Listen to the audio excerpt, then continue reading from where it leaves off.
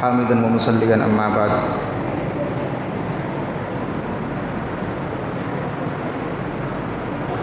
اللهم صل على محمد وعلى آل محمد كما صليت على إبراهيم وعلى آل إبراهيم إنك حميد مجيد اللهم بارك على محمد وعلى آل محمد كما باركت على إبراهيم وعلى آل إبراهيم إنك حميد مجيد.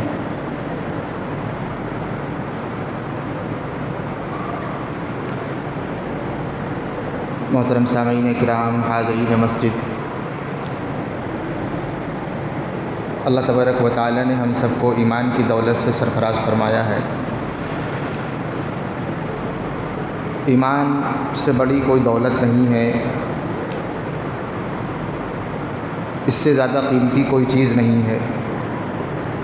ہر ایک انسان جس حال میں بھی ہو، جب اس سے بات کی جائے تو وہ یہ کہتا ہے کچھ بھی ہو دعا کیجیے ایمان پر خاتمہ ہو جائے. یہ ایمان کس کو کہتے ہیں؟ کہتے ہیں ایمان کہتے ہیں اللہ تبارک و تعالیٰ کو ایک ماننا، اکیلا ماننا، اس کی ذات میں کسی کو شریک نہ جاننا. اور اللہ اکیلا ہے، تنہا ہے، اس کا کوئی شریک نہیں ہے. اسی کے ساتھ زندگی گزارنا اور اسی کے ساتھ مر جانا، اس کو کہتے ہیں ایمان. اور آدمی اللہ تبارک و تعالیٰ کو ایک مانتا ہے بغیر دیکھے. اس دنیا میں ہم نے اور آپ نے اللہ تبارک و تعالیٰ کو نہیں دیکھا. لا یدرکہ الابصار وہو یدرک الابصار وہو اللطیف الخبیر. کوئی آنکھ میں وہ طاقت نہیں ہے جو اللہ تبارک و تعالیٰ کو دیکھ سکے، اور وہ سب کو دیکھتا ہے. کوئی چیز اس سے پوشیدہ نہیں ہے. اس دنیا میں جتنی چیزیں ہیں سب اللہ تبارک و تعالیٰ کی مخلوق ہیں، اللہ تبارک و تعالیٰ کی نظر میں ہیں. یہاں تک کہ ہمارے سینوں میں جو راز ہیں، جو دماغ میں جو پلاننگ چل رہی ہے، یہ بھی اللہ تبارک و تعالیٰ اس سے بھی واقف ہے. ہم اور آپ نہیں جانتے ہیں، لیکن اللہ تبارک و تعالیٰ سب جانتا ہے. یہی بات کہی جاتی ہے کہ یہ دعا کرنا کہ اللہ تبارک و تعالیٰ اپنے فضل و کرم سے ہم سب کو دنیا میں جب تک زندہ رکھے، ایمان پر زندہ رکھے. اور جب دنیا سے اٹھانے کا آخری وقت آئے تو اللہ تبارک و تعالیٰ اسی ایمان کے ساتھ دنیا سے اٹھائے. اس سے بڑی کوئی دولت نہیں ہے.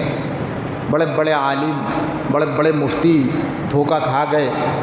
دیکھا یہ کہ بظاہر ان کی زندگی بڑی اچھی ہے، لیکن اللہ تبارک و تعالیٰ کو راضی کرنے کا مقصد نہیں تھا. نتیجہ یہ نکلا کہ آخری وقت میں وہ اللہ کو بھول گئے. دعا کیجیے اللہ تبارک و تعالیٰ سے ہم کو بھی اور ہماری آنے والی تمام نسلوں کو اللہ تبارک و تعالیٰ ایمان پر زندہ رکھے اور ایمان پر ہی موت دے. دنیا یہ آنی جانے والی چیز ہے. آج دنیا ہے، کل نہیں رہے گی. امام الاولین والآخرین جناب محمد رسول اللہ صلی اللہ علیہ وسلم نے یہ بھی فرمایا کہ دنیا یہ اللہ تبارک و تعالیٰ کے ہاتھ میں ہے. وَلِلَّهِ خَزَائِنُ السَّمَاوَاتِ وَالْأَرْضِ. زمین اور آسمان کے خزانے اللہ تبارک و تعالیٰ کے پاس ہیں. جس کو چاہتا ہے عنایت کرتا ہے، جس کو چاہتا ہے نہیں دیتا ہے. حضرت سلیمان علیہ السلام کے پاس اللہ تبارک و تعالیٰ نے وہ طاقت دی تھی کہ دنیا کی باغ ڈور حضرت سلیمان علیہ السلام کے قبضے میں تھی. آپ کی بادشاہت انسانوں پر ہی نہیں، جانوروں پر بھی تھی. انسانوں پر ہی نہیں، جناتوں پر بھی تھی. انسانوں اور جناتوں پر نہیں بلکہ ہواؤں پر بھی تھی. یہ اللہ تبارک و تعالی نے حکومت دی تھی حضرت سلیمان علیہ السلام کو. لیکن جب باری آتی ہے سرکار دو عالم، فخر کائنات، تاجدار مدینہ، ساقی کوثر، فاتح اعظم جناب محمد رسول اللہ صلی اللہ علیہ وسلم کی، تو ہمیں نظر یہ آتا ہے کہ امام الاولین والآخرین کے قبضے قدرت میں کچھ نہیں تھا. لیکن یہ بات بہت چھوٹی ہے، لیکن جب اس پر اور غور کیا جائے تو نظر یہ آتا ہے ہر ایک چیز نے گواہی دی ہے جناب محمد رسول اللہ صلی اللہ علیہ وسلم کی. ایک وہ پتھر جن کی کوئی اوقات نہیں، کوئی بساط نہیں، اور وہ ہمارے قبض قدرت میں نہیں ہے، ایک غیر کے قبض قدرت میں ہے، لیکن محمد رسول اللہ صلی اللہ علیہ وسلم کا کلمہ پڑھ رہے ہیں اور یہ کہہ رہے ہیں ہم کیا بتائیں گے، تو تمہارے ہاتھ میں جو کنکر ہیں یہ خود بتا دیں گے کہ آخری نبی کون ہے. اور وہاں سے آواز یہی آئی، لا الہ الا اللہ محمد رسول اللہ، کہ محمد رسول اللہ صلی اللہ علیہ وسلم آخری نبی ہیں، عالمی نبی ہیں. اور اور آپ کے بعد کوئی نبی نہیں آنے والا۔ یہ فضیلت ہے محمد رسول اللہ صلی اللہ علیہ وسلم کی۔ امام الاولین والآخرین جناب محمد رسول اللہ صلی اللہ علیہ وسلم پر ہم زندگی گزارتے ہیں، انہی کی محبت میں، اور انہی کی محبت میں ہم مرنا چاہتے ہیں، اور ہم اپنی زبان سے یہ کہتے ہیں جان مانگو تو جان دے دیں، جان مانگو تو جان دے دیں، مال چاہو تو مال دے دیں، مگر ہم سے یہ نہ ہو سکے گا نبی کا جاہو جلال دے دیں۔ امام الاولین والآخرین جناب محمد رسول اللہ صلی اللہ علیہ وسلم رحمۃ للعالمین ہے، اور آپ جیسا نام اس دنیا میں کسی کا ہے ہی نہیں۔ اللہ تبارک و تعالی نے ایک نام اپنے لیے پسند کیا اور ایک نام محمد رسول اللہ صلی اللہ علیہ وسلم کے لیے پسند کیا، اور دونوں نام بڑے پیارے۔ قرآن مجید میں ہے اللہ تبارک و تعالی نے جب ایک پیغمبر کو اولاد دی تو انہوں نے اپنے بچے کا جب نام رکھا تو اس کا نام رکھا تھا یحییٰ۔ قرآن مجید نے بتایا لم نجعل لہ من قبل سمیہ، یحییٰ ایسا نام ہم نے تمہیں عنایت کیا ہے اس جیسا نام آج تک کسی نے رکھا نہیں۔ لم نجعل لہ من قبل سمیہ، اس جیسا نام ابھی تک نہیں رکھا گیا، لیکن جب باری آتی ہے جناب محمد رسول اللہ صلی اللہ علیہ وسلم کے نام کی تو ان کے دادا نے جب نام رکھا محمد، تو امام الاولین والآخرین تو چھوڑیے، ان لوگوں نے بھی یہی کہا اس جیسا نام آج تک ہم نے سنا نہیں۔ یہ عجیب نام ہے، بڑا بابرکتی نام ہے، بڑا پیارا نام ہے، اور اس سے بہتر نام کوئی ہو نہیں سکتا۔ یہی وجہ ہے ہم لوگ جو اپنا نام رکھتے ہیں، کوئی اپنا نام رکھ رہا ہے اسماعیل، کوئی اپنا نام رکھ رہا ہے خالد، کوئی اپنا نام رکھ رہا ہے عباس، لیکن کہنے لگے جی نہیں یہ تو ہمارے نام ہے، لیکن برکت کے طور پر ہم ایک نام اور جوڑ لیں گے، کہیں گے وہ نام کیا ہوگا؟ کہیں گے وہ نام ہوگا محمد۔ یہ محبت کا تقاضا ہے کہ ہم محبت میں محمد رسول اللہ صلی اللہ علیہ وسلم کا نام برکت کے طور پر رکھتے ہیں، اور امید یہ ہوتی ہے اسی نام پر ہمیں زندہ رہنا ہے اور اسی نام سے ہمیں دنیا سے رخصت ہونا ہے۔ وہیں دوسری جانب اللہ تبارک و تعالیٰ کا پیارا نام، اتنا پیارا نام، کہیں اس جیسا نام بھی کوئی نہیں۔ ہمارا اور آپ کا نام جو ہوتا ہے، کہیں یہ نام کے اگر ٹکڑے کر دیے جائیں، کہیں گے مثال کے طور پر اگر کسی کا نام خالد ہے اور کسی کا نام عباس ہے، کسی کا نام ناصر ہے، کہیں گے نام کے ٹکڑے ٹکڑے کر دیجئے، یہ عجیب نام بن جائیں گے، یہ نام نہیں ہو سکتے۔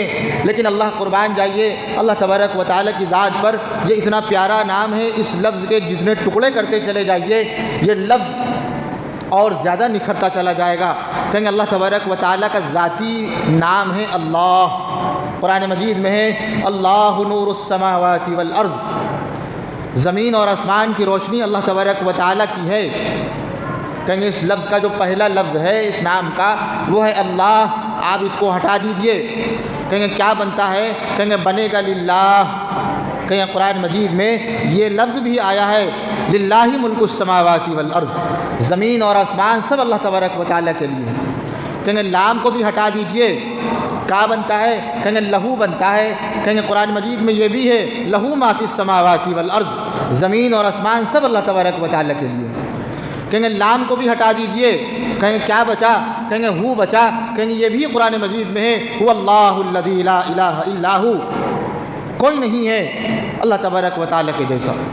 کہیں گے اتنا پیارا نام ہے، اس جیسا نام کوئی نہیں۔ یہی بات ہے کہ ہماری تمنا یہ ہوتی ہے کہ ہمارے گھر میں جو بچہ پیدا ہوا ہے ہم یہ چاہتے ہیں اس کے کان میں جو سب سے پہلا لفظ جائے یہ اس کا خود کا نام نہ جائے، کہیں گے پھر کہیں گے ہم یہ چاہتے ہیں اس کے کان میں سب سے پہلی جو آواز جائے وہ جائے اللہ۔ یہی وجہ ہے بچے کی ولادت پر اس کے کان میں اذان کہی جاتی ہے، اور اذان کی ابتدا ہو رہی ہے اللہ اکبر اللہ اکبر اللہ اکبر اللہ اکبر۔ یہاں پر بھی ابتدا بچے کے کان میں جو لفظ جا رہا ہے وہ بھی اللہ۔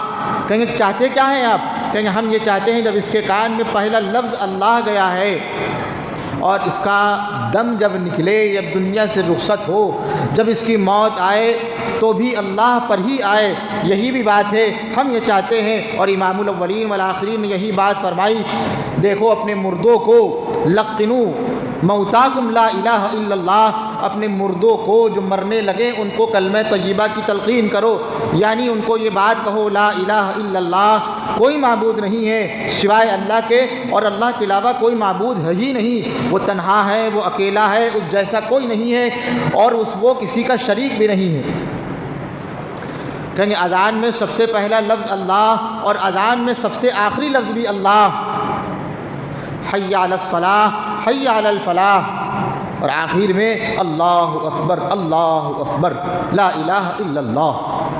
کہیں گے اذان کی ابتدا بھی اللہ سے ہو رہی ہے اور اذان کی انتہا بھی اللہ سے ہو رہی ہے۔ کہیں گے جب یہ بچہ بڑا ہو جائے، کہیں گے اب کیا ہوگا؟ کہیں گے اب یہ نماز پڑھے گا۔ کہیں گے یہ بتائیے نماز کی ابتدا کہاں سے ہو رہی ہے؟ کہیں گے جب نماز ہم شروع کرتے ہیں سب سے پہلا لفظ جو کہتے ہیں وہ یہی کہتے ہیں اللہ اکبر، اللہ سب سے بڑا ہے، اللہ سے بڑا کوئی نہیں ہے۔ کہیں گے جب نماز کی انتہا ہوتی ہے، جب نماز مکمل ہوتی ہے، تب آپ کیا کہتے ہیں؟ کہیں گے تب یہ کہتے ہیں السلام علیکم ورحمۃ اللہ، السلام علیکم ورحمۃ اللہ۔ یہاں پر بھی لفظ اللہ ہے۔ کیا مطلب؟ ہماری زندگی، ہمارا جینا، ہمارا مرنا صرف اور صرف اللہ تبارک و تعالیٰ کے لیے ہے، لیکن یہ بات ہم بھول جاتے ہیں، ہمیں کبھی یاد آتی ہے اور پھر تھوڑی دیر کے بعد ہم بھول جاتے ہیں۔ معاملہ یہ ہے ابھی تعلق ہمارا اتنا گہرا اللہ سے ہوا نہیں ہے۔ یہی وجہ ہے جب ہمارے اوپر مصیبت آتی ہے تو ہم سب سے پہلے یہ سوچتے ہیں اس کی تلافی کیسے کی جائے۔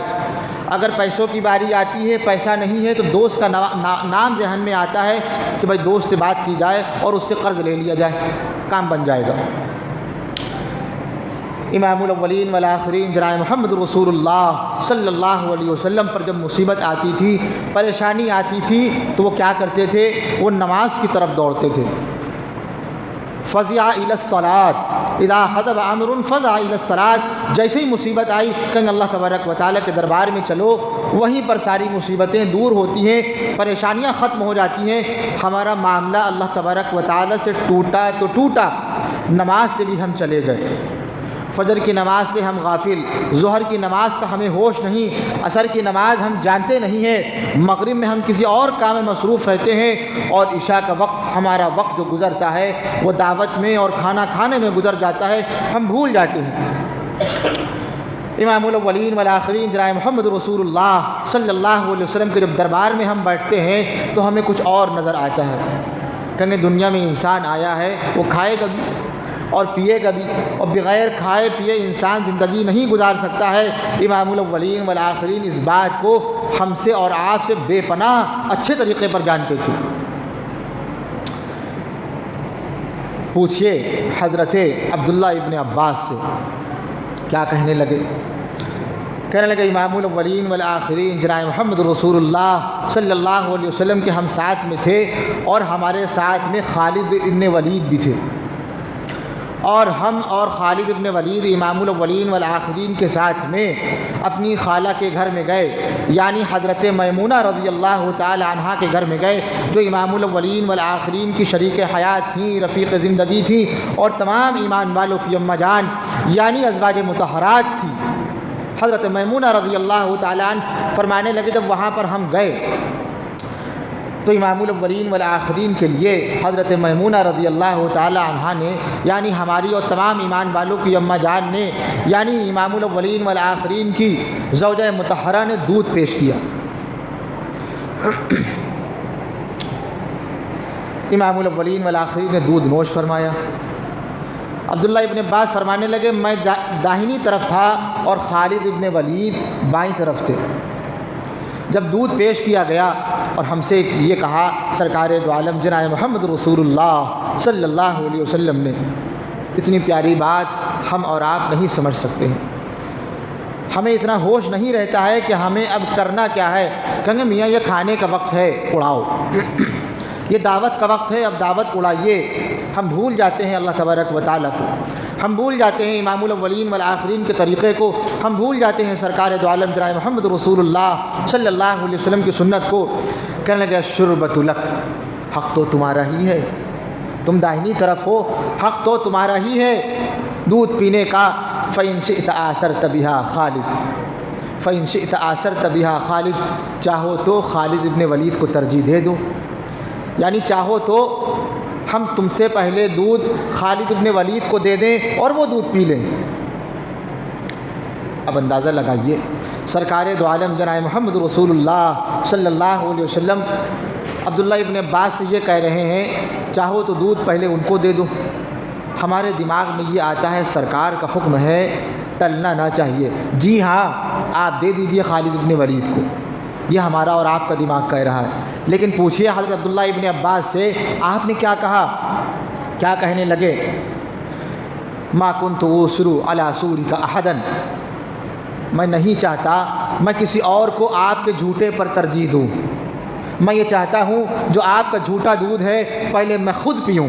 یہ محبت کا تقاضا ہے، یہ محبت ہے۔ امام الاولین والآخرین نے پھر دودھ حضرت عبداللہ ابن عباس کو دیا اور انہوں نے دودھ پیا۔ اس کے بعد خالد ابن ولید کی باری آئی، انہوں نے دودھ پیا، بات ختم ہو گئی۔ ہمارے ہاں بھی یہ دودھ پلایا جاتا ہے بچوں کو، ہم بھول جاتے ہیں۔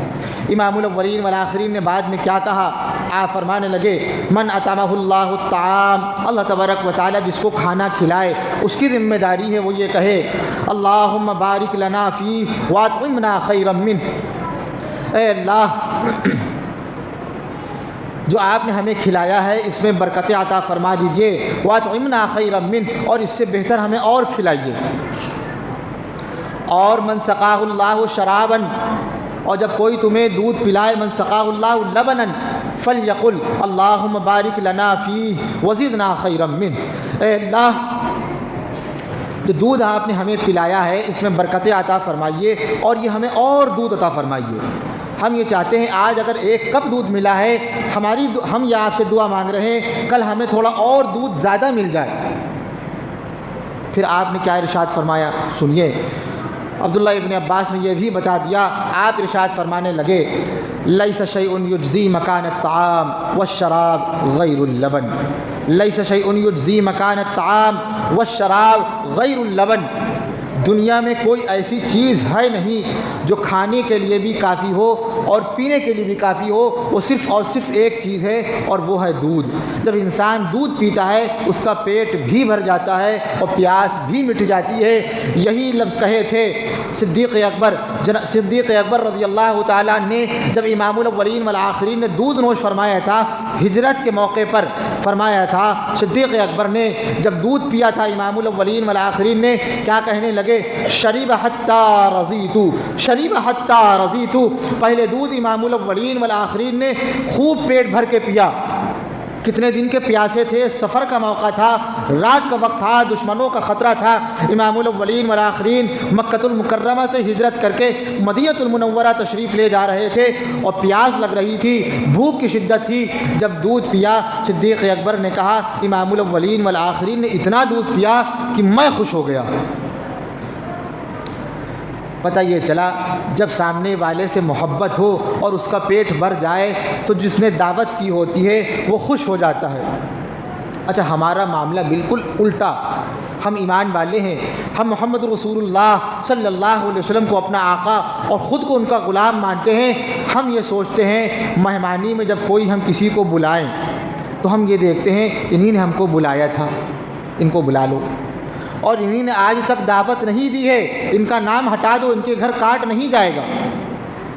یہی وجہ ہے ہمارے ہاں جب شادیاں ہوتی ہیں تو ہمارے ہاں جو مسجد کا جو مولوی ہوتا ہے وہ تو دعوت کر نہیں سکتا، اس کے پاس اتنا ہے نہیں اور اس کا گھر کافی دور ہے، اس کی شادی بھی نہیں ہوئی ہے، ہم اس کو شادی میں بلانا بھول جاتے ہیں۔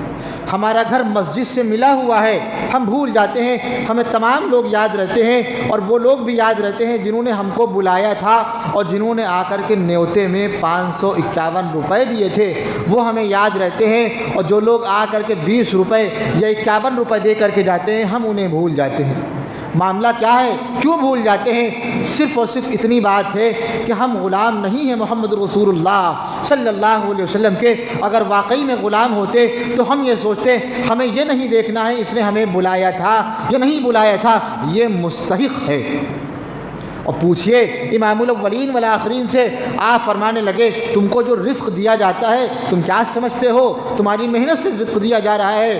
ترزقون بضعفائکم، تم کو جو رزق دیا جا رہا ہے تمہارے جو پڑوسی ہیں، تمہارے گھر والے ہیں، جو تمہارے انڈر میں جو لوگ رہ رہے ہیں، ضعیف ہیں، کمزور ہیں، ان کی وجہ سے تم کو رزق دیا جا رہا ہے۔ ہم یہ بات کیوں بھول جاتے ہیں کہ ہم یہ بھی بھول جاتے ہیں نکاح میں تو ہم نے امام صاحب کو بلا لیا، جب دوسرے نے دعوت کی تھی، جب خود کی باری آئی ولیمے کی تو ہم امام صاحب کو بھول گئے۔